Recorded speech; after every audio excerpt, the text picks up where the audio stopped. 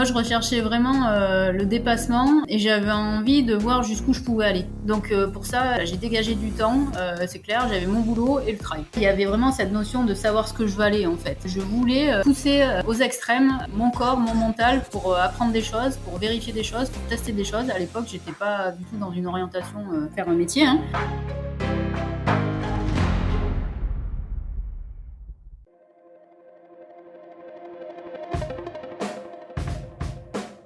Bienvenue sur Les Frappés, le podcast sur le dépassement de soi et l'aventure. Je suis Loïc Blanchard, entrepreneur, coach et préparateur mental certifié.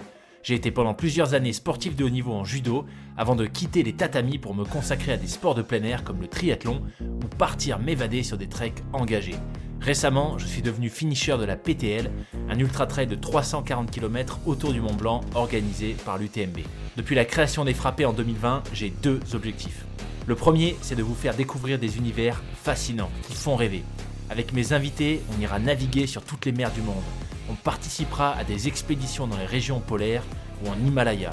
On découvrira l'envers du décor de l'entrepreneuriat et du sport de haut niveau et on partira en mission avec des membres des forces spéciales. Le deuxième, c'est de vous aider à croire en vos propres rêves et à passer à l'action grâce au partage de ces invités exceptionnels. On sous-estime largement ce dont on est capable physiquement ou mentalement et je suis convaincu qu'une petite conversation peut déboucher sur de grands changements. On a en moyenne 4000 semaines à vivre sur Terre, alors autant les vivre à fond. Mon invité de la semaine, Amandine Ferrato, est vice-championne du monde de trail et championne du monde par équipe. Son expérience du haut niveau a été, comme son voyage de 11 mois autour du monde dont elle nous fait le récit, une expérience transformative dans sa vie. Mais tout n'est pas rose quand on se consacre à une activité avec une telle intensité. Il y a beaucoup d'aspects du sport à haut niveau qui font moins rêver que les médailles et dont je pense on parle trop peu. Amandine raconte comment elle a eu le sentiment de se perdre, de ne plus se reconnaître alors que paradoxalement, elle faisait partie des meilleures mondiales dans son sport. Quête de sens, croyances limitantes, conformité sociale, vous l'entendrez, on parle de beaucoup d'aspects différents qui font qu'on peut à un moment donné ne plus se sentir aligné avec ce qu'on fait. Mais Amandine a réussi à trouver son équilibre et est aujourd'hui parfaitement épanouie, ce n'est donc pas un hasard si, fort de cette expérience, Amandine est devenue coach de trail et de vie. Un super échange sur la thématique du sens et de l'alignement. Excellente écoute à vous les frappés.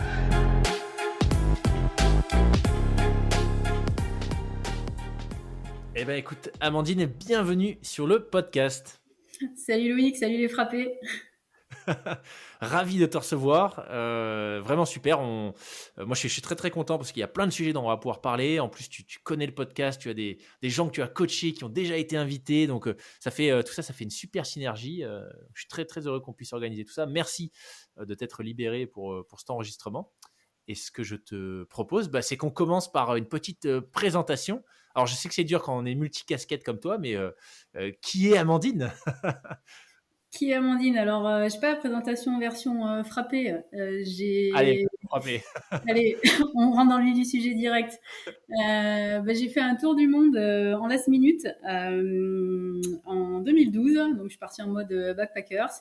J'ai traversé 13 pays et en fait, surtout le côté un peu frappé, c'est que ça s'est décidé en fait sur une plage 4 mois avant de partir. Et donc, du coup, voilà, ça a été quand même assez intense.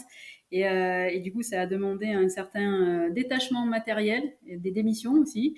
Je dis des démissions parce que je suis partie avec mon copain. En fait, on était sur une plage et lui m'a dit je pense que je vais démissionner de mon boulot. Ça m'intéresse pas ce que je fais. Moi, je lui ai dit écoute, moi maintenant démissionner, c'est bon. J'ai déjà pas mal baroudé avant. Je dis si je démissionne, moi c'est pour faire un truc significatif, style un tour du monde. Donc ça, c'était un dimanche soir sur une plage dans le Var et 4 mois après, on avait les fesses dans l'avion. Voilà, décor du côté entre guillemets un peu frappé.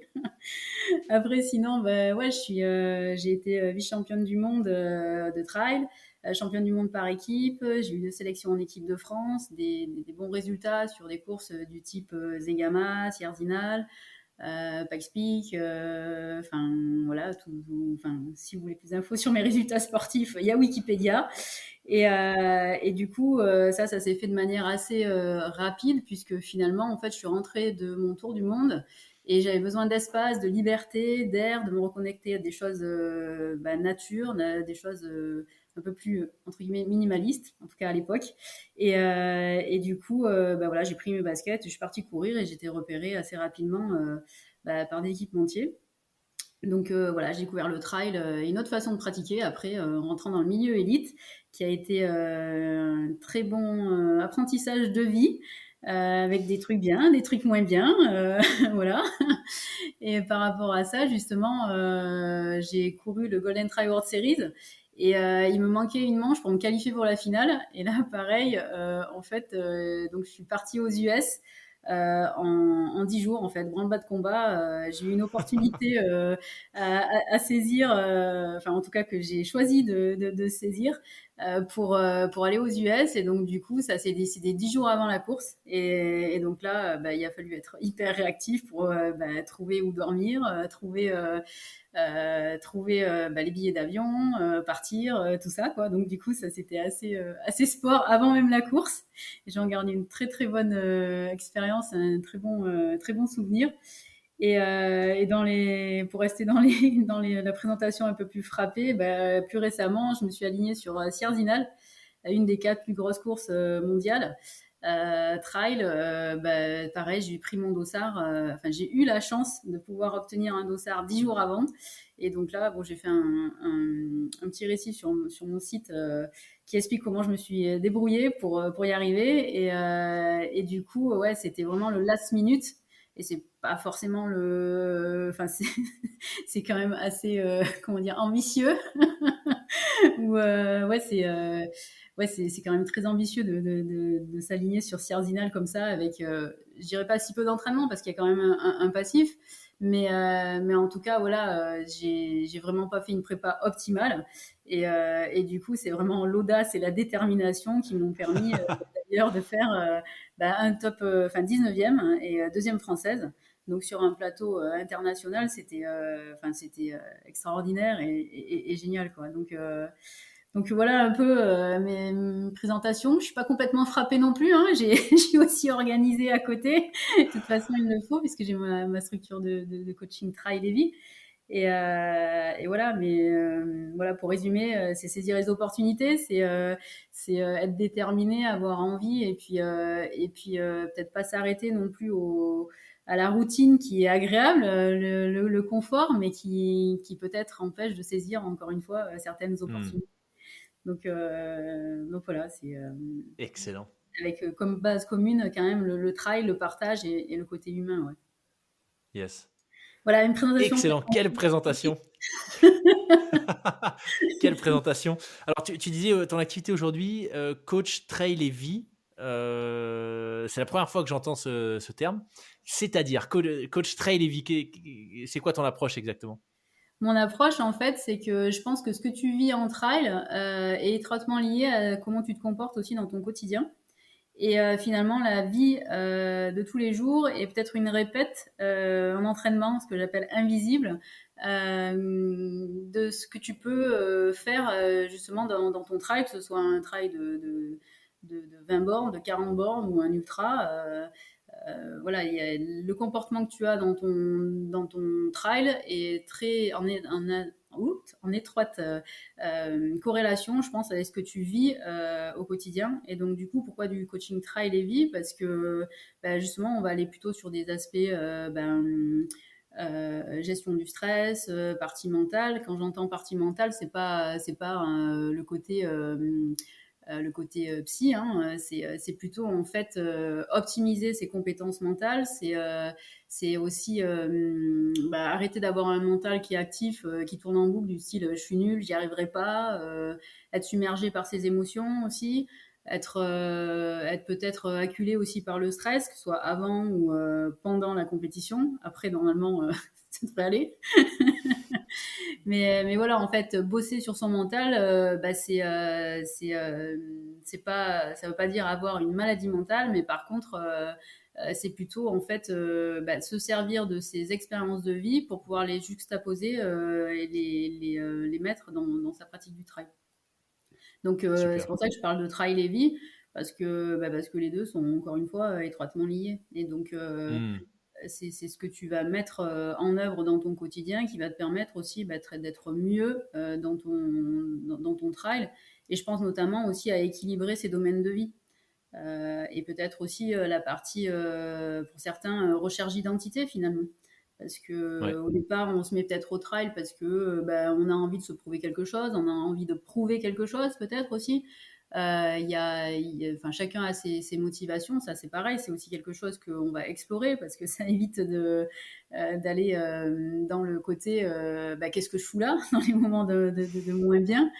Et du coup, ouais, ce côté-là, ça permet comment dire, de comprendre en fait pourquoi tu pratiques le trail, qu'est-ce que tu veux y trouver, et d'arrêter de s'identifier aussi à ses performances. Et donc ça évite aussi d'être justement, ça limite le stress, ça permet d'avoir un peu plus confiance. Et pour ça, on va déjà identifier l'écosystème de la personne. J'entends par écosystème, mais voilà, quel est son environnement, est-ce qu'elle a des enfants, est-ce qu'elle bosse, comment elle bosse, enfin, tout ce qui constitue sa vie de base, sa vie personnelle et professionnelle. Et de là, en fait, on va y intégrer la partie trail et notamment tout ce qui est organisation pour limiter la fatigue nerveuse. Cette fatigue nerveuse, on a tendance à l'oublier. On a tendance un peu à être en mode machine, quoi. À 8 heures, je fais ça, à 9 heures, je fais ça, à 10 heures, je fais ça. Alors, j'espère que tout le monde n'est pas comme ça. Hein. En tout cas, moi, je ne le suis pas. Mais en tout cas, il y a beaucoup de personnes qui sont un peu en mode pilotage automatique. Et tant que ça tourne, ça va. Mais la difficulté, c'est que le jour où ça s'enraye un peu, ça devient compliqué, quoi. Donc l'idée, c'est de se reconnecter aussi à ses aspirations profondes pour vivre une vie un peu plus alignée et aussi comprendre pourquoi tu choisis de l'ultra ou pas du 20, ou plutôt qu'un 20 bornes. Qu'est-ce que tu vas rechercher. L'idée, c'est de tirer bénéfice en fait de son entraînement physique en ayant une meilleure connaissance de soi, en ayant plus confiance en soi et justement pour l'implémenter dans la course.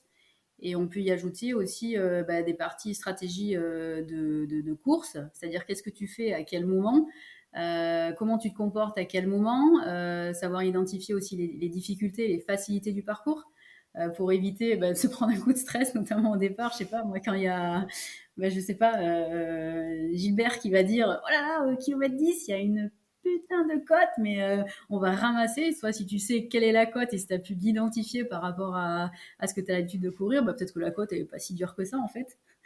Et voilà, ça c'est une partie stratégie de course. Tu as aussi tout ce qui est stratégie de ravitaillement en fait. Qu'est-ce que tu manges à quel moment, comment tu. Beaucoup en fait ne mangent pas assez ou ne s'hydratent pas assez. Et donc du coup, ça crée des baisses d'énergie. Et donc du coup, qui dit baisse d'énergie dit baisse de morale, baisse de mental. Donc sans parler Ouais, c'est le d'aller. cercle vicieux après. Ouais, voilà, c'est le cercle vicieux. Sans parler de gagner la course, il y a certains paramètres en fait qui sont souvent occultés et qui empêchent de pleinement s'exprimer. Donc du coup, voilà, sur le côté trail et vie, voilà, c'est tout ça. C'est aussi se donner le droit de se reposer. Ça, Mm. c'est quelque chose qui est difficile pour nombreux trailers, j'ai remarqué. Et donc, ça accentue le côté lassitude, interrogation, perte de motivation, absence de sens et tout ça, quoi. Voilà, donc Super ouais, c'est intéressant. atypique. D'ailleurs, Ouais, d'ailleurs, j'ai une spécialité qui est plus orientée sur les profils justement au potentiel. Donc, c'est des personnes qui se posent beaucoup de questions, qui recherchent du sens, qui ont du mal à trouver leur place. Donc, du coup, on revient sur cette notion d'identité, de peur de décevoir, de ne pas être aimé, de peut-être s'identifier à ses performances. Mais finalement, en fait, les ennuis commencent quand tu fais des résultats et pas forcément des résultats de haut niveau parce que si, je sais pas, tu fais un 10 km, allez, on va dire un 10 km sur route pour rester sur. C'est pas du trail, mais ça permet de bien expliciter, je pense. Voilà, si tu fais, je sais pas moi, allez, 39 minutes à ton 10 km, tu sors, tu vois le voisin, il dit alors, c'est bien passé le 10 km. Ouais, ouais, j'ai mis 39 minutes, c'était cool, je fais telle place, machin, parce que souvent, malheureusement, on s'oriente sur des places et des chronos, donc ça, c'est hyper anxiogène aussi. Et si, je sais pas, tu refais un 10 km 2 mois après que le voisin, tu lui dis que tu as mis 43 minutes, putain, c'est presque la honte, quoi. Donc il y a ce côté ouais, voilà, les ennuis commencent quand tu commences à faire des résultats et pas forcément des résultats de haut niveau parce que du coup, tu vas te mettre une certaine pression et tu vas avoir un peu plus peur du regard ou du jugement du tien déjà et celui que les autres pourraient éventuellement te transmettre. Bien souvent, c'est faux, Hmm. mais voilà, il y a cette peur de décevoir, cette peur de ne pas être aimé, cette peur du qu'en dira-t-on. Et donc l'idée, c'est de plutôt aller pleinement pratiquer son activité de trail, qui normalement est une activité, en tout cas pour la grande majorité, loisir, et que ça reste justement en fait un loisir en fait dans lequel on s'épanouit en Ouais. fait.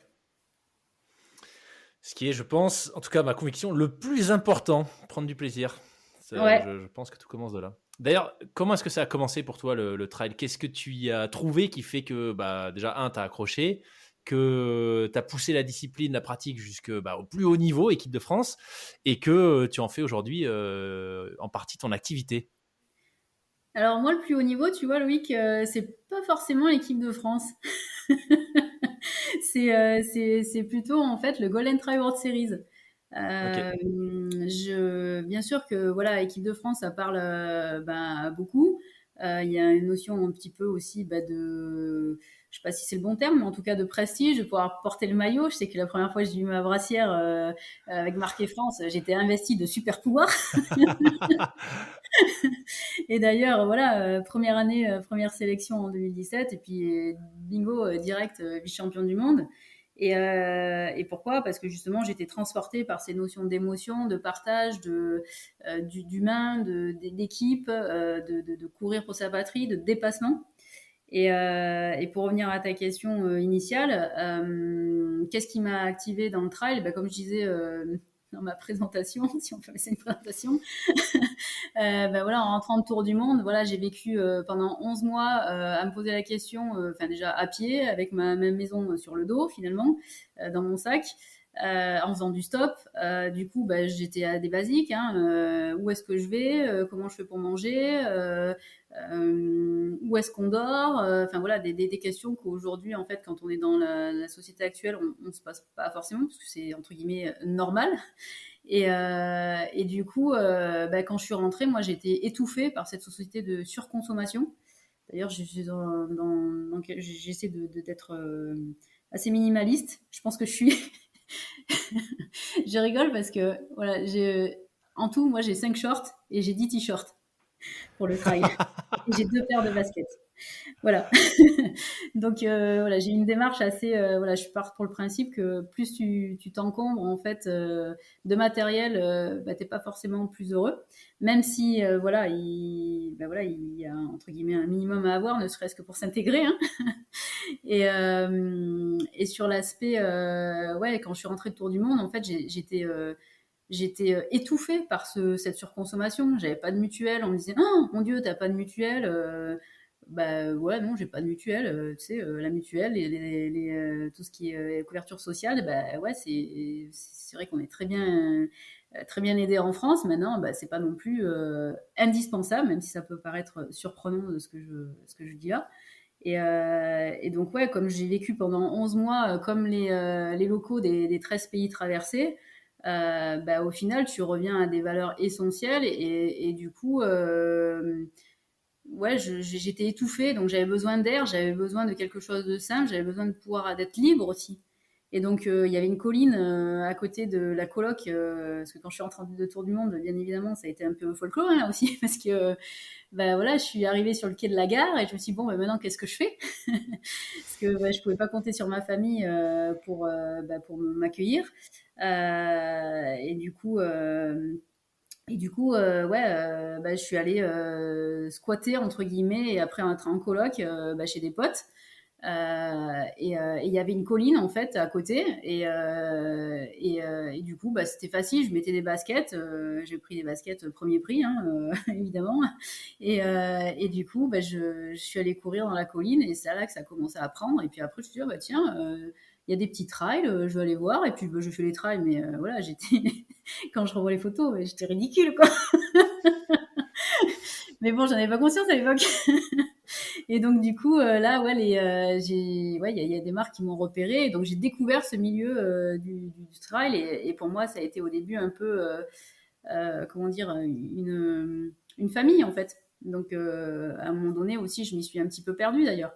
Donc c'est pour ça aussi qu'il y a la partie trail et vie dans mes coachings Ouais. pour justement bien se reconnecter à ses aspirations profondes, à ses valeurs, à ses envies et non pas non plus chercher à faire plaisir à parce qu'après du coup tu fais des choses que t'as pas forcément envie de faire et parfois tu sautes. D'ailleurs c'est ce qui m'est arrivé en 2018 après Alors une attends, grosse. attends, pas trop de teasing, on va y arriver. Mais OK, en tout cas, donc si je comprends bien, le trail initialement, ça a été un peu, enfin plutôt un exutoire. C'est-à-dire que tu avais ce besoin de faire sortir la pression, en tout cas de revenir à quelque chose d'un peu plus simple, d'essentiel. Et Mm. tu l'as trouvé dans le trail. C'est ce qui fait que tu as accroché aussi par la suite ou tu as trouvé autre chose après là, finalement, ce qui faisait brûler la flamme, ça a évolué une fois que tu as été repéré, par exemple. Alors au début, c'était vraiment ça, voilà, ce que tu viens de décrire, et aussi très important pour moi, la liberté. La liberté de Ok. pouvoir aller, venir, de découvrir aussi des espaces. Il y avait un côté aussi sport santé, on va dire, parce que quand je suis revenue, j'avais quand même 10 kilos de moins, donc je faisais 38 kilos. Donc c'était très pékilou. Donc il fallait remuscler tout ça, hein, enfin tout ça, il fallait remuscler le corps. Et après, oui, quand j'ai intégré des marques, enfin des teams, quand j'ai collaboré avec des sponsors, il y a eu une notion plutôt de famille. Et c'est là que j'ai découvert aussi qu'il y avait plein de trails, que je pouvais aller à plein d'autres endroits, que enfin, c'était pour moi en fait l'ouverture vers un espace de jeu qui était encore plus grand et donc ça correspondait à ce besoin de liberté dans le sens nature, espace, évasion. Et après, petit à petit, par contre, il est vrai que je me suis retrouvée un petit peu dépassée par tout ce qui était demandé en plus de courir, quoi. Et puis forcément, faire attention à ce que tu dis.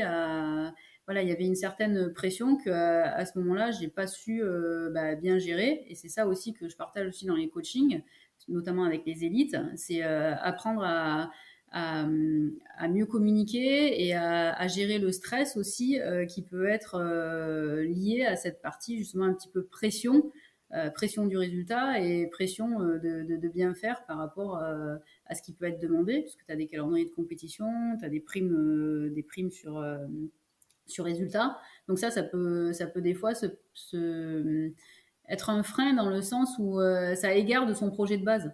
Et donc, du coup, parfois, on perd la notion de sens et justement de plaisir. Donc, s'il n'y a pas de plaisir, à mon avis, ça devient compliqué. Et derrière, bon, ben, c'est les résultats qui en pâtissent. Ou alors, si c'est pas les résultats, à un moment donné, le corps, il se met aussi en, comment dire, en grève. Et du coup, ça va être une blessure, ça va être des choses de ce type-là. Et la blessure, à ce moment-là, est considérée comme une sanction. Or, la blessure, ça peut être un très bon moment, une très bonne opportunité, justement, pour remettre en question certaines choses et justement prendre le temps de bien construire son projet et d'orienter sa direction. Je dis pas d'aller vers ses objectifs parce que c'est vraiment une direction finalement. Et ce qu'il y a de bien, à mon sens, c'est de laisser les choses se faire au fur et à mesure pour justement garder cette fraîcheur. Et quand tu es sponsorisé, bah, c'est vrai que tu as un calendrier et Ouais. enfin, tout est timé. Et donc, du coup, voilà, c'est sympa aussi, hein, mais c'est une autre façon de pratiquer. Ouais. C'est vraiment Ok. une autre façon de pratiquer. Alors, avant qu'on continue sur le sujet du trail, je suis quand même curieux de ce tour du monde. Tu dirais, est-ce qu'il y a une anecdote ou une expérience que tu as vécue dans l'un de ces 13 pays traversés qui illustre un peu, tu vois, ce que tu évoquais, peut-être cette prise de conscience de j'ai envie de revenir à quelque chose de plus simple dans ma vie, d'avoir une approche peut-être un peu plus minimaliste, entre guillemets. Ça a été une sorte de déclic ou finalement c'est la somme cumulée de ces 11 mois de voyage? Du coup, par rapport à ça, déjà les anecdotes, oui, j'en ai plein. Une qui me marque le plus, c'est que bah, du coup, on faisait du stop en Amérique centrale, chose qui n'est pas du tout recommandée. Et en fait, nous, on adorait. Par contre, à un moment, en fait, on faisait du stop et c'était où? C'était au non, au Honduras. Et en fait, on était sur une route déserte, on marchait, ça fait des heures qu'on marchait avec notre sac à dos. Et il y avait quoi, trois bagnoles qui passaient. Et à un moment donné, il y a une voiture qui s'arrête. Et donc du coup, je vois mon copain qui court vers la voiture. Moi, j'étais un peu fatiguée, donc j'ai pas couru. Et là, je vois en fait trois personnes qui sortent de la voiture avec des mitraillettes en fait. Ah Et donc ouais. là, je me dis, punaise, et je voyais Mathieu qui courait qui courait vers qui courait vers la voiture. Et là, je me suis dit, bon, bah là, c'est fini, quoi. Et en fait, finalement, on a été escortés à la frontière parce que c'était ils allaient, en fait, c'était des militaires qui allaient, du coup, protéger un convoi qui allait à la frontière, quoi. Donc Oh on est punaise. passé de putain, enfin pardon, on va se faire dégommer quoi, et torture, enfin voilà, tu t'imagines un peu tout, mais ça dure des fractions de secondes, hein, en fait on est escorté quoi.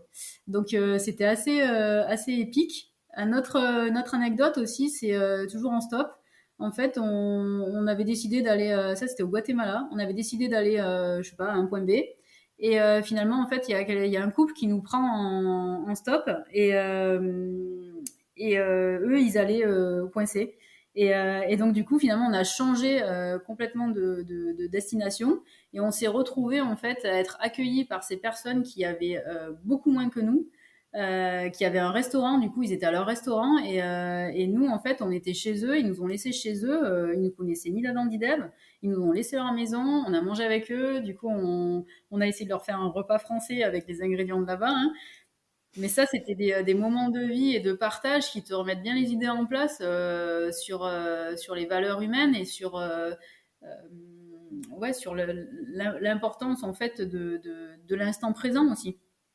Donc Hmm. ça, c'est deux anecdotes ouais, qui m'ont bien marqué. Après, je pourrais t'en raconter des tonnes hein, parce que on a quand même baroudé pendant 11 mois et 13 pays. Voilà, c'est quand même pas rien. Et C'était quoi du coup les 13 pays? alors, on a fait toute l'Amérique centrale. Après, on est allé, je te fais une version courte. Donc, toute l'Amérique centrale. Après, on est allé à San Francisco. De là, après, on est allé, que je me rappelle bien, on est allé en Thaïlande. La Thaïlande, c'était comment dire, notre camp de base. C'est facile là-bas, tout est facile. Donc c'était un peu notre plaque tournante pour entre guillemets un petit peu récupérer. On a fait, alors c'est pas dans l'ordre, hein, mais on a fait l'Australie, l'Inde, l'Indonésie. Qu'est-ce que j'oublie l'Indonésie. C'était en 2012, du coup, peut-être j'oublie des pays, Ouais. mais en gros, enfin, on a fait l'Amérique centrale, le San Francisco et après plutôt l'Asie du Sud-Est et l'Australie, quoi. Donc Ok. c'était complètement différent. Par exemple, en Australie, on a fait beaucoup de couchsurfing du coup, parce que c'était bien plus cher par rapport à l'Amérique centrale. Après, nous, on a adoré l'Amérique centrale justement pour le côté humain. Vraiment, c'était vraiment, ouais, c'était vraiment très riche. Moi, je suis très, enfin, je suis très sensible, je suis très dans l'émotionnel et style quand on est parti des 2 jours chez le couple qui détenait le restaurant, quand on est parti à pied, en fait, moi j'avais les larmes aux yeux, quoi. C'était, Ah ouais. ouais, ouais, c'était fort, hein. Voilà, après chacun le vit à sa façon évidemment, mais ouais, Ouais. c'est moi surtout le tour du monde ce qui me reste, c'est vraiment le côté partage humain et rencontre. Et puis ouais, le monde, c'est ouais, c'est énorme en fait, dans le sens, dans le sens en fait, ouais, quand tu es chez toi, là en France, c'est dans ton petit microcosme et tu peut-être pas notion de ce qui peut se passer ailleurs réellement, même s'il y a les médias. Hmm. Ouais. Donc ouais, ça remet bien les idées en place, ouais. C'est une expérience de vie comme le haut niveau que j'ai vécu à 200% et qui du coup, comment dire, ouais, c'est une tranche de vie qu'on peut pas t'enlever en fait, quoi qu'il se passe, Ouais. ça reste quoi, Hmm. même si ça n'a pas été médiatisé comme ça peut l'être aujourd'hui sur des choses beaucoup plus courante, mais ça permet aussi de garder toute la fraîcheur et l'authenticité en fait du trip. Ouais.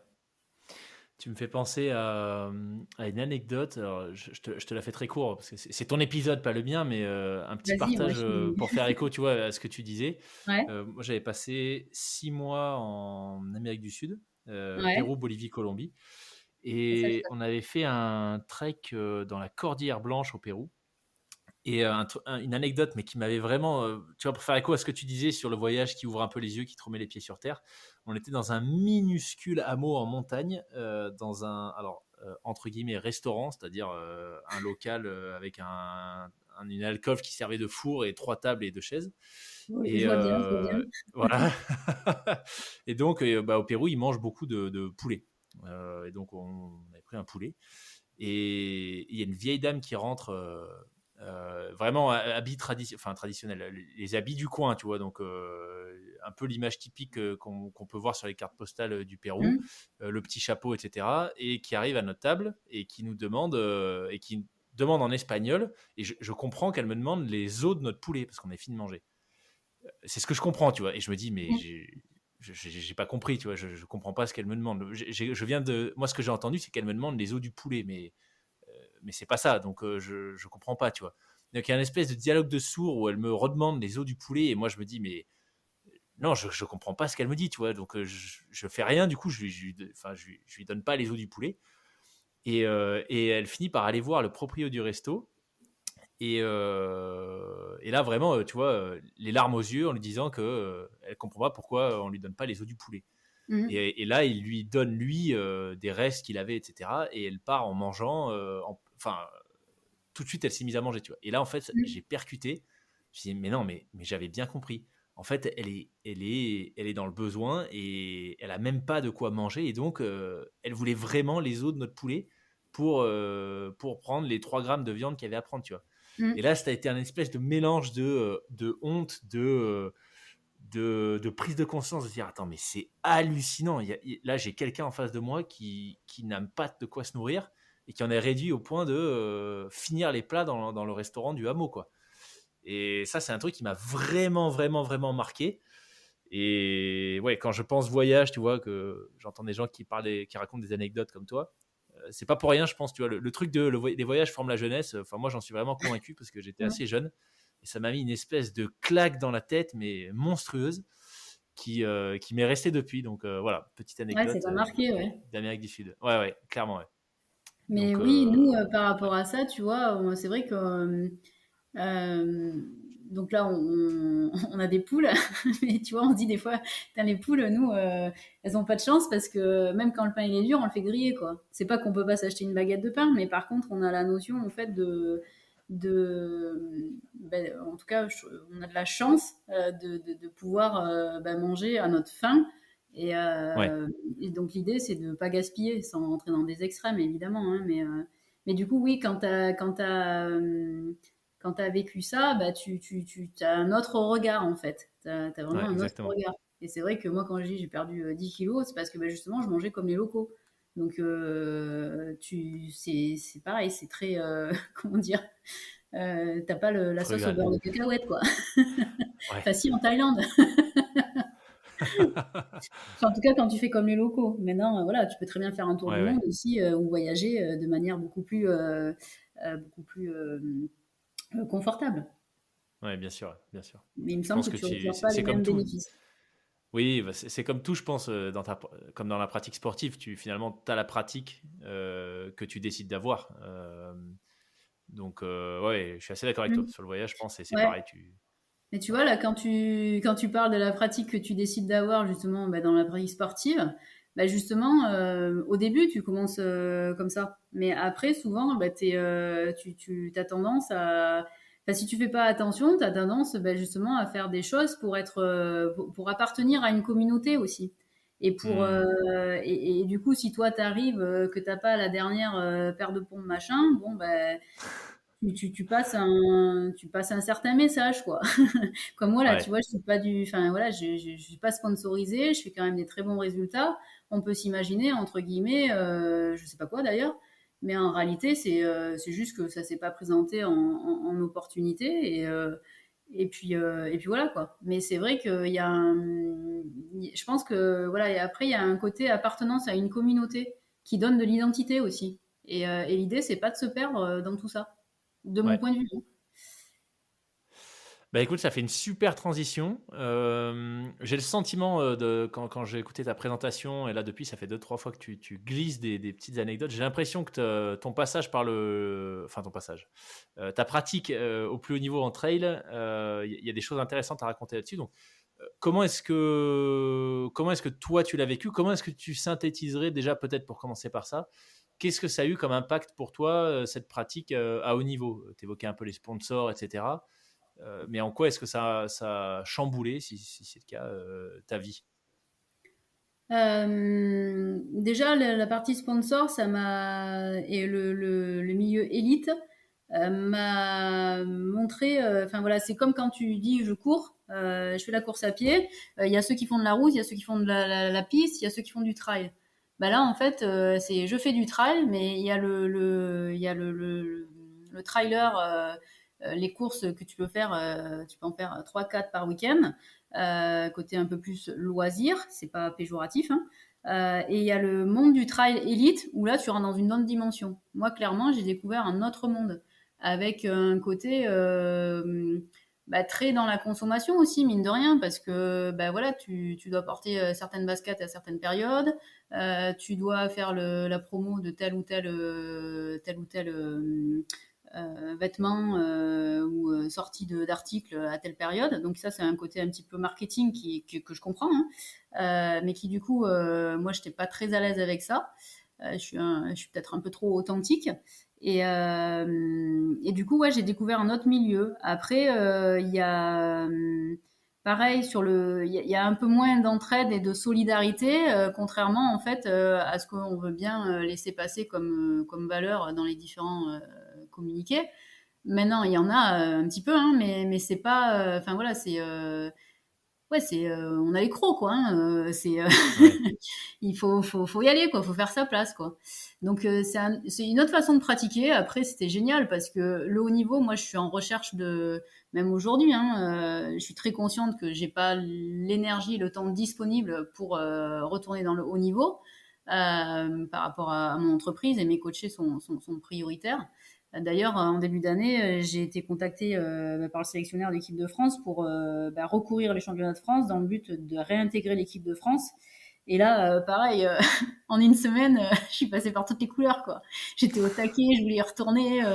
Enfin, c'était génial. Enfin, j'étais comme un gosse, quoi. J'étais hyper excitée. Et puis ça, c'était le lundi. Puis le mardi aussi. Puis le mercredi aussi. Puis le mercredi, je commençais à me dire, ouais, mais attends, Amande, t'as 42 ans. Les petites jeunettes, là, enfin, elles ont 10, 15 ans de moins que toi. Comment tu vas faire pour récupérer? Puis surtout, tu as une boîte à faire tourner, tu travailles 50-60 heures par semaine, donc du coup, comment tu vas réaliser ça? Et puis donc, finalement, bon, voilà, je fais la version courte, mais j'ai fait toutes les couleurs de l'arc-en-ciel pour finalement dire, ben non, j'irai pas. Et ce qui m'a pas empêché de gagner le Cross du Mont Blanc cette année, et comme je disais tout à l'heure, de faire des beaux résultats devant les minettes, les petites jeunes françaises, comme je dis. Mais ouais, ouais, l'idée c'est d'être un petit peu réaliste. Et justement, tout à l'heure, je parlais à un moment donné d'équilibre de vie. Ben voilà, c'est ça aussi. Et du coup, je m'égare. Je me rappelle plus la question que tu m'as posée. L'impact, c'était l'impact de ton entrée dans le haut niveau, du coup. Ce que tu avais trouvé, en quoi est-ce que ça avait changé ta vie, tes habitudes, tes routines, et peut-être d'ailleurs, en quoi est-ce que ça avait changé finalement, cette espèce d'énergie que tu trouvais dans ta pratique du trail jusqu'à ce moment-là. Moi, je recherchais vraiment le dépassement et j'avais envie de voir jusqu'où je pouvais aller. Donc pour ça, voilà, j'ai dégagé du temps. C'est clair, j'avais mon boulot et le trail. Ok. Et j'avais mon copain aussi, mais malheureusement à cette époque-là, bah, du coup, il était un peu moins intégré. Et d'ailleurs, merci à lui d'être toujours présent dans tous mes challenges. Mais ouais, il y avait vraiment cette notion de savoir ce que je valais en fait. Je voulais pousser aux extrêmes mon corps, mon mental pour apprendre des choses, pour vérifier des choses, pour tester des choses. À l'époque, j'étais pas du tout dans une orientation d'en faire un métier, hein. Mais voilà, je me suis entourée du coup de micronutritionnistes, de préparateurs mentaux, d'un entraîneur physique. Et, euh, et, euh, et du coup, ouais, ça m'a complètement changé mon mode de vie, ouais. Ma façon de faire, ma façon d'être, ma façon de faire les courses aussi. Les courses, je parle Mhm. pas de trail, mais les courses alimentaires. La façon de m'alimenter, et c'est des choses qui m'ont servi aussi pour un certain équilibre, ne serait-ce que dans la vie perso, puisque j'avais tendance un peu à sauter les repas. L'entraînement était plus important que manger, quoi. Sauf que Ah bah, si ouais, tu ne manges pas comme il faut, bah, à un moment donné, bah, ton corps il peut plus, quoi, hein. ouais. Donc il y a ce côté aussi, bah voilà, je savais pas très bien équilibrer, je pense. J'étais toujours pressée en fait. J'avais entre guillemets un problème avec le temps. Donc du coup, voilà, à un moment donné, il a fallu se poser un petit peu pour rééquilibrer tout ça.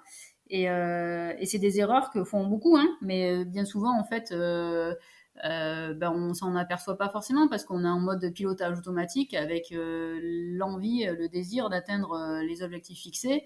Et donc, on a un petit peu ces objectifs dans le viseur, quoi, hein. On est focus dessus et on se rend peut-être pas forcément compte des erreurs qu'on fait. Et 2017, ça a été vraiment.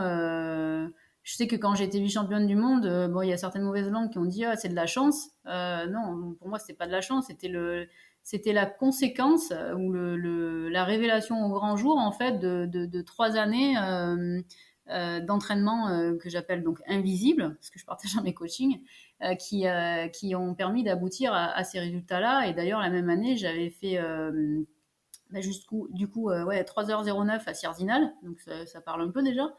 Et j'avais enchaîné avec l'OCC où j'avais fini troisième bah, derrière Emily Forsberg et Ellie Gordon avec un beau Waouh. spectacle. Donc c'était, enfin voilà, qu'on dise une fois un coup de chance, non, non, c'est pas un coup de chance. Ça, je trouve C'est ça fou. Je conçois pas les gens qui peuvent te sortir des trucs comme ça, coup de chance. Enfin, ouais, ce bah ça niveau de c'est pratique, pareil. tu vois, je. Bah, c'est pareil, ça, tu vois, quand tu es dans le haut niveau, au début, ça te pique un peu. Puis en fait, bah, moi, maintenant, je suis complètement détachée de ça. Et c'est ce que j'enseigne aussi dans mes coachings, de savoir se détacher du regard des autres, parce qu'il y aura toujours quelqu'un pour Ouais. critiquer ce que tu fais. Tu vas plaire à certains, pas à d'autres. Et j'ai tendance à dire, ben, plaire à tout le monde, c'est plaire à n'importe qui. Donc, ben, voilà, quoi. Ouais, ouais. Mais ouais, ça fait Si, partie du jeu. ouais, ouais, non, mais complètement. Non, non, c'est sûr que évidemment que je pense que l'enjeu c'est d'arriver à s'en détacher, mais la démarche, tu vois, enfin, je vais pas donner plus de temps que ça dans l'épisode à ces gens-là, mais la démarche de dire c'est de la chance, machin, ou tu vas te critiquer la performance, bon, je trouve Ouais, que c'est de ça, la jalousie en fait, ou peut-être ouais, bah ouais, certainement, tu ouais. suscites quand tu t'exposes comme ça, de toute façon, tu suscites autant d'admiration que de jalousie, hein. C'est Hmm. pareil, tu vois, quand j'ai eu mon titre de vice-championne du monde, moi, j'étais pas du tout préparée à tout ça. Donc c'est ce que j'enseigne aussi, ce que je partage dans les coachings auprès des jeunes élites, c'est que pour pas se perdre, encore une fois. Moi, je me rappelle, en fait, je suis passée bah, du coup, de l'effervescence équipe de France, équipe, partage, t'as rien à faire, entre guillemets, que à t'entraîner et à profiter. Et puis quand tu arrives chez toi, que tu as ta médaille et tout ça, là tu reçois tu passes de l'anonymat en fait à, à la révélation entre guillemets, et du coup tu es assailli de coups de fil, de médias. Du coup, bah, tu n'as même pas le temps entre guillemets de savourer ta performance, qu'il faut déjà tout médiatiser. Du coup, quand t'es pas préparé, c'est violent, hein. Hmm. Et puis t'as pas trop le temps de récupérer non plus. Même quand tu franchis la ligne d'arrivée, je me rappelle en fait, j'ai profité quasiment de rien parce que direct tu vas au contrôle antidopage. Donc voilà, c'était très bien, mais du coup il y a aussi cet envers du décor qui est un peu moins sympathique. Ouais, Et à un ouais, moment c'est sûr. donné, justement, tu vois, en 2017, eh ben, je me rappelle, j'avais dit à mon entraîneur, je vais lever le pied parce qu'en fait, là, je sais plus qui je suis, en fait. Je sais plus qui je suis. C'était vraiment ça m'a déboussolé. Et puis après, je me suis aperçue que je courais plus trop pour moi, mais plutôt pour faire plaisir à et pour appartenir à un certain milieu et ouais, ça m'a semblé pas être des bonnes raisons en fait. Hmm. C'est fascinant ce que tu expliques, enfin, ce partage sur cette partie de ton parcours, parce qu'on pourrait se dire, tu vois, c'est quelque chose que j'ai souvent entendu aussi avec des médaillés olympiques. On pourrait se dire, bah, tu vois, oh, incroyable, la révélation, 3 ans d'efforts qui sont récompensés par une super performance. On va parler un tout petit peu de Sierzinal, mais qui est une course quand même franchement légendaire dans le milieu du trail. Mhm. Et finalement, bah, ça débouche sur quoi? Sur un questionnement et peut-être un réalignement de ta pratique. Et Mhm. dans pas mal de sports, moi, ce que j'avais entendu, c'était ça, c'était la médaille olympique arrive. Alors souvent, c'est médaille d'or, tu vois. Donc voilà, bah, le rêve ultime dans beaucoup de disciplines pour beaucoup de sportifs et sportives. Et derrière, bah, c'est en fait la phase un peu la douche froide parce que bah, finalement, qu'est-ce qu'il y a derrière? Quel sens tu donnes une fois que tu as Ouais. décroché l'or olympique? Bah, tu fais quoi? T'es qui? Et j'avais entendu des histoires même de champions olympiques qui n'étaient pas forcément dans des disciplines très médiatisées, donc qui n'étaient pas nécessairement hyper connus, qui mentionnaient même plus le fait qu'ils soient sportifs ou sportifs de niveau et champion olympique. Parce que, en Mhm. fait, ça prenait trop de place. Pour les gens, c'était plus, tu vois, Gilbert, c'était le champion olympique je sais pas, tel sport en 2020, tu vois. Donc, super intéressant ce que tu partages. Ouais, ouais, tu perds ton identité même. En fait, c'est comme Je t'y si perds, une ouais. fois que tu avais plus le costume, entre guillemets, bah, t'étais plus rien, quoi. Et, Ouais. et, euh, et tu vois, par rapport à ça, pour une anecdote plus récente, moi, je suis très contente pour Jim qui a gagné l'UTMB. Et je me suis posé la question, justement, c'est génial, ça fait des années qu'il court après ce titre. Mais qu'est-ce qu'il va faire maintenant, en fait? Je me suis posé comme Ouais. question. En plus, bon, de Jim, j'étais chez Oka International, donc je l'ai côtoyé. Euh, mais du coup, voilà, je me suis posé la question, voilà, et après, qu'est-ce qu'il y a? C'est d'ailleurs que pour ça aussi que tu as des personnes, en fait, elles sont toujours deuxième ou troisième, mais elles n'arrivent jamais à la première place. Mais c'est pas Et une. tu penses que c'est inconsciemment qu'elle elle Je se suis limite? persuadée que oui, il y a des croyances limitantes qui font que Ouais. tu te sabotes de manière inconsciente, hein, bien souvent, hein, et heureusement. Mais ouais, c'est ces croyances limitantes qui font que bah, du coup, tu vas pas au bout de ton projet parce que finalement, une fois que tu as atteint l'objectif, bah, qu'est-ce que tu fais après derrière? Faut pouvoir se réinventer, se renouveler. C'est pas évident, hein. Ouais, c'est challengeant aussi. Donc du coup, ouais, je, ouais, ça c'est interpellant. Ouais. Ouais. Mais ça fait du bien, tu vois, d'entendre. Enfin, je trouve que c'est génial d'avoir un témoignage comme le tien, parce que ça vient un peu. Quand tu connais pas l'univers du haut niveau, ou c'est pas forcément quelque chose sur lequel les gens sont très ouverts. Tu vois, de la même manière que les problèmes de nutrition dans le haut niveau, Mm. bah, j'ai eu plusieurs invités qui en parlaient. Et à chaque fois, c'était un peu. Euh, ouais, la révélation, quoi. Les gens se disaient, ah bon, mais ça existe vraiment dans le haut niveau. Donc, Mm. je trouve ça vraiment génial. Et. Mais même Bah, là, tu vois, quand je parle d'entraînement invisible, bah, c'est vrai qu'en fait, je vois chez les jeunes élites, hein, enfin, après c'est mignon, hein, mais du coup, et puis moi, ça fait un peu, un peu la sagesse ou l'expérience qui parle, mais je vois toutes les erreurs et en même temps, bah, ça fait partie de l'apprentissage en fait, hein. Hmm. Mais c'est vrai qu'on a tendance à penser que bah voilà, t'appuies sur play, ça démarre et puis c'est bon quoi. Ben non, Ouais. il y a tout un tas de choses derrière, ouais, d'équilibre à trouver. Et comme qui dit équilibre dit aussi, ben, ça évolue en fonction de ce que tu vis, en fonction de ce qui se passe dans ta vie perso, dans ta vie pro. Donc ouais, tout ça, c'est un peu des sujets aussi qu'on a tendance, entre guillemets, un peu à mettre sous le tapis, parce que bah, tant que ça marche, bah, pourquoi aller se titiller?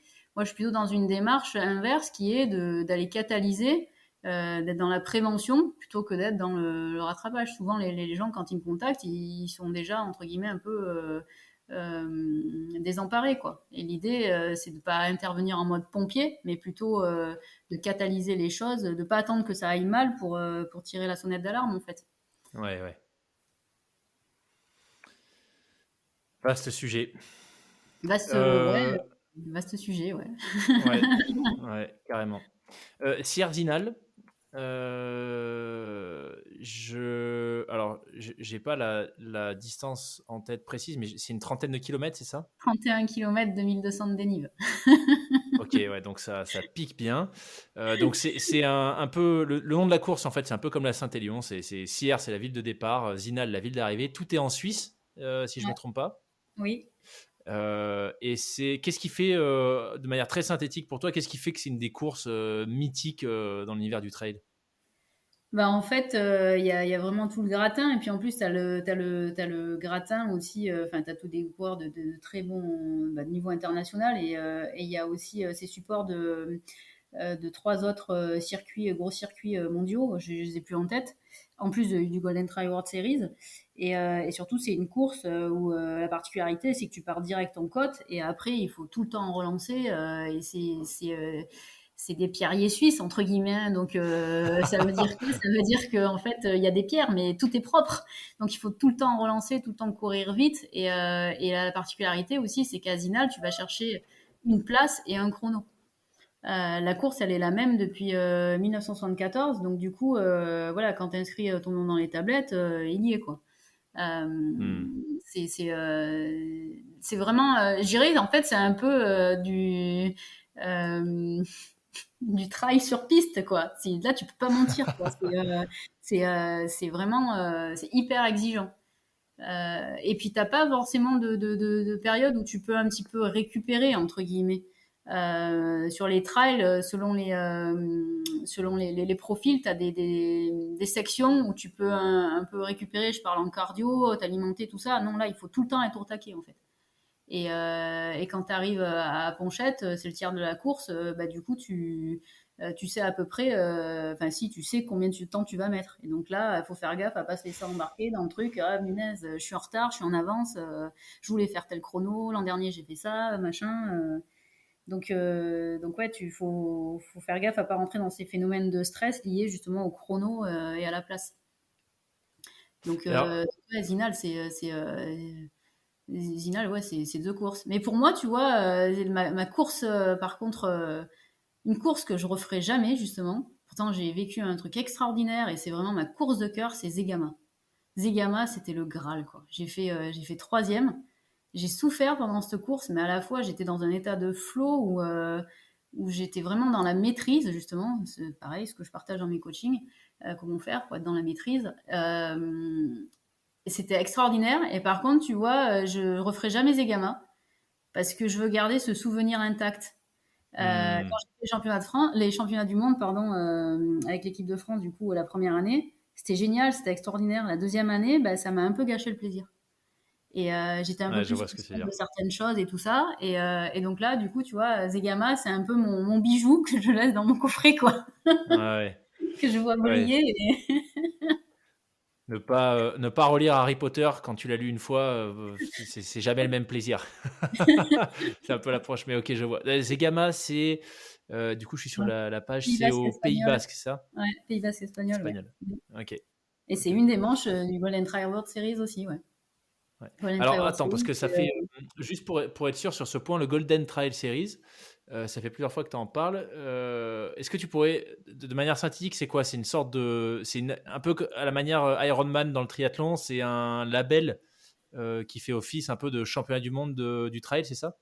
Alors, je sais pas si on pourrait le comparer au label Ironman, mais le Golden Trail World Series, donc le GTW, c'est un circuit mondial trail où tu as, je sais plus, il faudra vérifier, tu as 6 épreuves. Après, ça change chaque année, mais du coup, moi, quand je l'ai fait, il y avait Zegama, il y avait les Dolomites, il y avait le marathon du Mont Blanc, il y avait Pikes Peak aux US, dans le Colorado, il y avait une manche en Irlande, et après, la finale, on est allé au Népal. Donc en fait, tu fais un certain nombre de courses et du coup, tes résultats sur ces courses-là te permet d'accéder à la finale où du coup tu pars pendant une semaine avec tous les meilleurs mondiaux. Et Waouh. donc du coup, l'idée c'est d'être dans le partage et tout ça. Et au départ, enfin c'est pas au départ, c'est un circuit qui a été monté par Greg Volley. Et du coup, l'idée, c'était de médiatiser le trail avec ses avantages et ses inconvénients, hein, toujours pareil. Et, euh, et du coup, ouais, pour moi, en tout cas selon moi, le GTWS, c'est vraiment le circuit mondial et ça a beaucoup plus de valeur qu'un championnat du monde. Championnat du monde, quand tu D'accord. vas en championnat du monde, il faut que tu sois sélectionné en équipe nationale. Donc ça veut dire que déjà, il y a une personne qui sélectionne, suivant certains critères, hein, que je ne maîtrise pas, pour intégrer, pour pouvoir courir. Là, par contre, quand tu y vas sur GTWS, t'es dans un, c'est la performance brute entre guillemets. Donc, Hmm. et puis bon, ben voilà, pareil. Tu vois, moi aujourd'hui, j'ai pas de sponsor, du coup, voilà, je m'aligne sur certaines courses, mais si t'as pas de sponsor, c'est quand même compliqué de faire ce type de circuit. Enfin, ça demande des moyens financiers et des moyens en termes de temps aussi, parce que ça veut dire déplacement, ça veut dire aussi disponibilité temporelle, quoi. Ouais. Donc voilà, c'est un autre monde, quoi. C'est et en même temps, tu vois, ça peut faire rêver, mais en même temps aussi, à ce côté, ben voilà, il faut toujours être présente, t'es toujours par mon zévo, tu vois pas forcément tes gosses. Enfin, c'est d'ailleurs, de toute façon, c'est principalement des gens qui sont sans enfants hein, qui font ça, mais du coup, il y a un côté qui fait rêver quand tu regardes, mais peut-être qu'on se pose pas la question non plus de l'investissement que ça demande aussi, pas que physique, aussi nerveux. Ouais. La partie immergée de l'iceberg. Exactement, du haut niveau. Complètement d'accord avec toi. Après, le haut niveau, c'est chouette, hein, Ah c'est oui, c'est sûr. extraordinaire. Hein. Moi, c'est transcendant, quoi. Enfin, c'est c'est comme mon tour du monde, en fait. Ça fait partie, c'est quelque chose que j'ai vécu des choses extraordinaires, des émotions ultra intenses, des moments de partage, de folie, d'excitation, ouais, intensité, je crois que j'ai déjà dit, mais ouais, c'est magique. C'est magique, mais par contre, moi, je suis peut-être trop terre à terre, je sais pas. C'est quelque chose, il me semble, qui reste possible sur une courte durée, ne serait-ce qu'en termes de préserver ton organisme, ton corps, ta tête et tout ça, quoi. Ouais.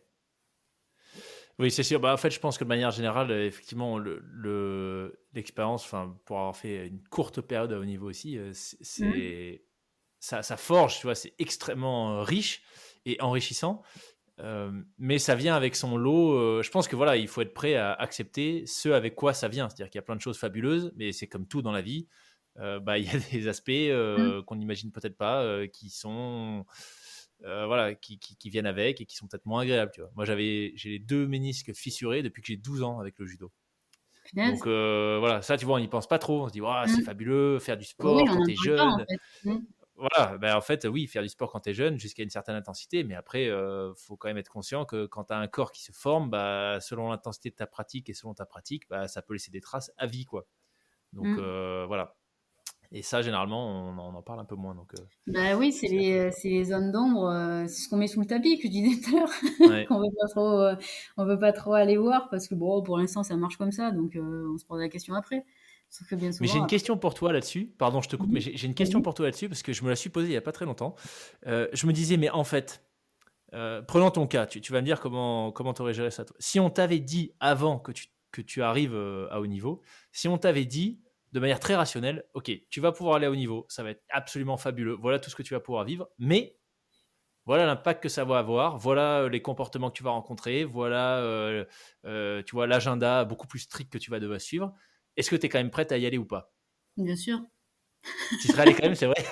Bah, oui, oui, Ok, parce que j'ai cette recherche j'ai ça dans les tripes en fait, hein, le côté dépassement. Et puis moi j'ai une histoire de vie, voilà, à 12 ans j'ai appris à me débrouiller, donc finalement ma vie est une forme de résilience. Après chacun a ouais, ses combats, hein, mais du coup bien sûr que j'y serais allée parce que c'est malgré tout que comment dire, c'est que du sport en fait. C'est la principale des choses secondaires. ouais. C'est un peu fou ce que je dis là, mais du coup, ouais, ouais, bien sûr que je signe. Par contre, tu vois, le fait qu'on me dise, il va se passer ça, ça, ça et ça, je pense que ça m'aurait coupé l'envie. Parce que ce qui est intéressant, c'est justement de ne pas savoir. C'est ça qui est excitant. Tu vois, les personnes qui Ouais. me contactent, parce qu'il y a beaucoup de personnes qui me contactent parce qu'elles sont en stress ou elles n'ont pas confiance en elles sur dans leur trail. Donc, bien souvent, comme j'ai dit tout à l'heure, c'est lié aussi euh, à des attitudes dans la vie. Donc, c'est pour ça que c'est trail et vie, parce que les deux sont liés, encore une fois. Mais l'idée, en fait, c'est de remplacer le stress par du jeu et du plaisir. Et pour qu'il y ait du jeu et du plaisir, il me semble qu'il faut avoir aussi un peu d'incertitude. Parce que si tu sais Par déjà ce qui va l'inconnu, se ouais. passer, c'est pas excitant. Donc l'idée, c'est, voilà, tu vois, moi, le matin des championnats du monde, je savais pas du tout ce qui allait se passer. Et je me suis dit, bah attends, Amande, remplace la peur de mal faire par l'envie de bien faire, en fait. Et sois excitée à l'idée de bien faire. Et à partant de ce principe-là, en fait, je me suis amusée tout du long. Bon, après, j'ai été en croix parce que j'avais pas prévu de me battre. En fait, j'ai fait vice-championne du monde parce qu'il y a 3 secondes d'écart avec la première qui est une française aussi, et tous les espoirs en fait étaient sur elle. Et donc moi, en fait, j'ai pas osé la passer parce que bah, je me suis dit si je la passe, qu'est-ce qu'on va penser de moi? On va me rejeter, je ferai plus partie de l'équipe, j'aurai plus de deuxième famille. Tu vois, il s'est joué tout ça dans 15 bornes, quoi. Ça, j'en ai pas trop parlé non Waouh. plus. J'en ai même, ouais, j'en ai très très peu parlé. Mes coachés sont au courant de cet épisode-là parce que, tu vois, comme je disais tout à l'heure, il faut être prêt aussi à gagner. Il faut être prêt à prendre la première place. Et là, tu vois, si j'avais pas tergiversé pendant ces 15-20 bornes, moi, en fait, si tu veux, j'étais derrière et l'idée, c'était de protéger Adeline, quoi. Et à partir du moment où j'ai évincé toutes les autres nationalités, je me suis retrouvée dans ces basques et je me suis dit, mince, qu'est-ce que je fais maintenant? Ça, j'avais pas prévu, tu vois. Et donc, du coup, j'avais peur, ouais, d'être rejetée, j'avais peur du candidaton au sein de l'équipe de France. Parce que bah, à l'époque, c'était Philippe Propage, c'était l'entraîneur d'Adeline. La médecin, enfin la kiné, c'était une copine à Adeline. Enfin, il y avait une structure staff qui était assez proche, enfin qui était très proche d'elle. Et donc du coup, moi, j'avais peur de décevoir. Donc du coup, bah, j'ai pris un drapeau et j'ai fait les 3 secondes. Ce qui empêche que je suis enfin voilà, j'ai agi avec le cœur à ce moment-là, hein, et j'ai aucun regret, hein, c'est comme ça. Mais tu vois, ça c'est pareil, il faut être prête. Hmm. Et cette réflexion là, ce que tu viens d'évoquer, c'était, je veux dire, t'étais au clair là-dessus dans la course, ou tu t'en es rendu compte après que c'était ce sentiment, cette peur de décevoir qui Ah fait non, que pendant la finalement, course, j'étais tiraillée entre l'envie d'y aller, et j'avais la capacité, hein, mais j'avais tellement peur d'être rejetée ou de décevoir. Euh, C'était pas, enfin, de ce que j'avais vécu. Alors c'est peut-être une mauvaise interprétation de ma part, hein, mais de ce que j'avais vécu moi dans les stages équipe de France et tout ça. Et en plus, je partageais ma chambre avec Adeline. Enfin, on était cul et chemise, hein, mais j'avais, ouais, j'étais tiraillée, ouais, vraiment tiraillée. Et j'étais incapable de prendre une décision. J'avais tellement peur euh, bah ouais, ouais, d'être rejetée, ouais. hmm, Et tu vois, ça revient à la notion justement d'identité, savoir pourquoi tu fais les choses. ouais, Est-ce que tu le fais pour toi? Est-ce que tu le fais pour faire plaisir à toutes ces. Et ça, c'est valable. Là, je parle c'était en haut niveau, mais finalement, à une échelle moindre, c'est souvent ce qui se passe aussi chez des trailers bah, enfin moins dans le haut niveau, quoi. Donc, et c'est ça qui fait que des fois on stagne, qu'on se lasse, qu'on perd la motive et, euh, et tout ça, quoi. Et et après, ça fait des critiques en, intérieures, des pensées négatives et tout ça. Bah, quand tu te bats là-dedans ouais, alors que tu es en train de courir, c'est pas le moment, quoi. ouais, non, clairement, clairement, clairement. Mais en termes d'accompagnement, alors c'est vraiment passionnant ce sujet, mais malheureusement on arrive déjà au bout. Mais si tu Ouais. devais synthétiser la manière, tu vois, pour justement les gens qui te contactent, qui te disent que bah, ils aimeraient bien passer un cap, performer au niveau où ils voudraient, ou en tout cas au maximum de leur potentiel, mais qui sentent qu'il y a des choses qui bloquent. Comment est-ce que tu les accompagnes dans les grandes lignes? Est-ce qu'il y a des étapes par lesquelles tu passes systématiquement, notamment cette notion de trouver son sens, ou tu fais ça 100% à la carte selon chacun? Alors en fait, c'est plutôt 100% à la carte et c'est Ok. vraiment du coaching premium, du coaching personnalisé. Donc chaque accompagnement est différent et vraiment sur mesure. Et ça demande justement, ben voilà, beaucoup de travail pour moi en amont et en interséance pour justement activer en tout cas faire prendre conscience à la personne des leviers qu'elle pourrait activer. Et du coup, en fait, moi, si tu veux, j'amène un autre espace de conscience et ça permet en fait de sortir de certains conditionnements, encore une fois, de ce mode pilotage automatique en fait.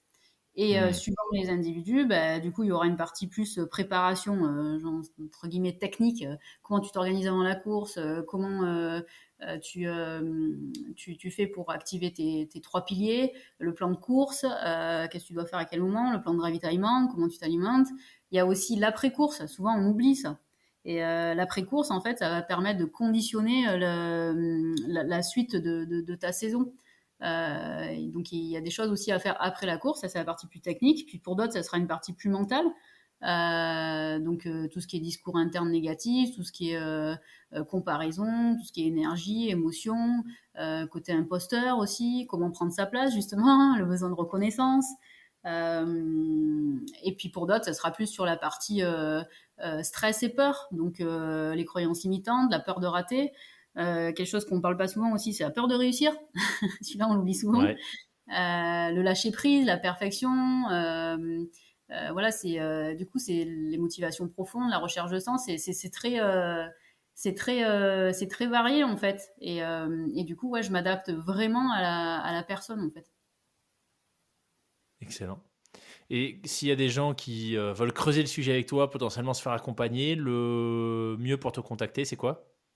Le mieux pour me contacter, c'est d'aller sur mon site internet, c'est côte-à-côte-coaching.com. Côte à côte, on est côte à côte, ou alors d'une côte à une autre. À toi de mettre le dénive que tu veux, le pourcentage de pente. mais moi, je suis en haut de la côte pour stimuler, pour accompagner, pour motiver, pour permettre à la personne de se révéler pleinement. C'est vraiment...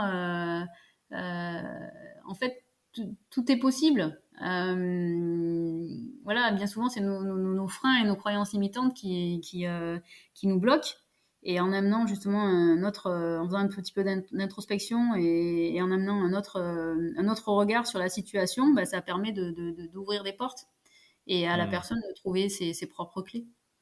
Donc, et puis sinon, je suis sur les réseaux sociaux aussi, sur Instagram, notamment avec Kiffe ton Tipeee. Ça c'est la partie plus pour les HP, et sinon Amandine Ferrato, coach Trail Heavy, sur la partie plutôt trail, mais encore une fois les deux sont souvent liés. Yes, génial. Écoute, je mettrai de toute façon les liens en description de l'épisode.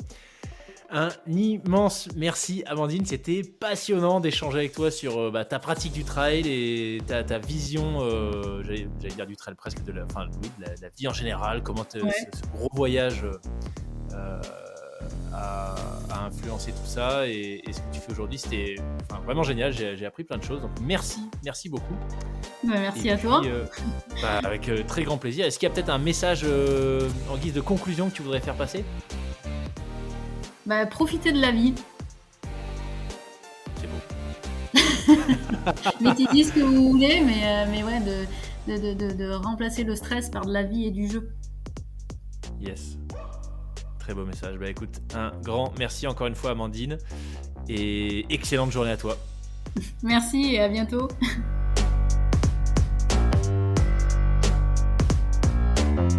Merci d'avoir écouté cette conversation avec Amandine jusqu'au bout. J'espère que le sujet vous aura intéressé. S'il y en a qui se sont inscrits à la prochaine édition de la Sierzinale, faites-moi signe. Cet épisode, comme tous les autres, vous est proposé gratuitement. Tout ce que je vous demande en retour, c'est de m'aider à donner de la visibilité à ces invités exceptionnels en laissant une note 5 étoiles et un commentaire sur votre plateforme d'écoute. Si vous voulez m'envoyer un feedback ou une suggestion d'invité, vous pouvez le faire via le compte Instagram du podcast lesfrappés.podcast ou par email à hello@lesfrappés.com. Je vous dis à la semaine prochaine pour la découverte d'un nouveau frappé qui a traversé les Alpes en parapente de la Slovénie jusqu'à Nice.